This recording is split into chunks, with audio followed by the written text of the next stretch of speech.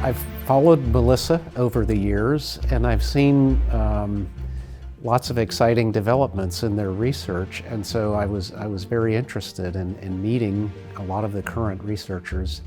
But I've also known many colleagues that have worked for MELiSSA over the years, so I'm always anxious to meet with them. I think the MELiSSA project and similar are very important for the long-term exploration and, as I see it, colonizations actually in space. We have to have a completely closed life support system. So MELiSSA is very important. I think the main strength of the MELiSSA project is that there are many partners working together towards a common goal, and that enables to split the big problem into little bits and pieces that are manageable, and to have specialized partners who can work on these parts all together and at the same time.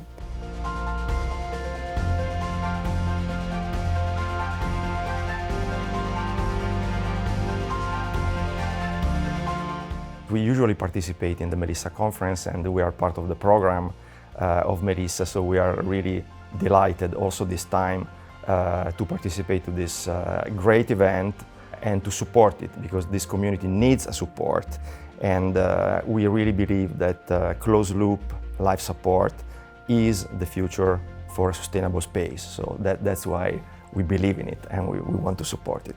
And the MELiSSA project is now very well advanced, especially with the MELiSSA pilot plant in Barcelona. And we are starting to discuss with the team of UAB in particular to try to see how to integrate the human in the loop now that they are quite advanced. And we can bring our expertise to think about that and to design this type of studies.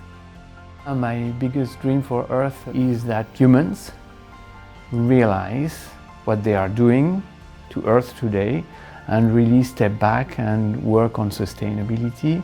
And in that respect, the MELiSSA motto to really improve circularity on Earth and sustainability is really very important.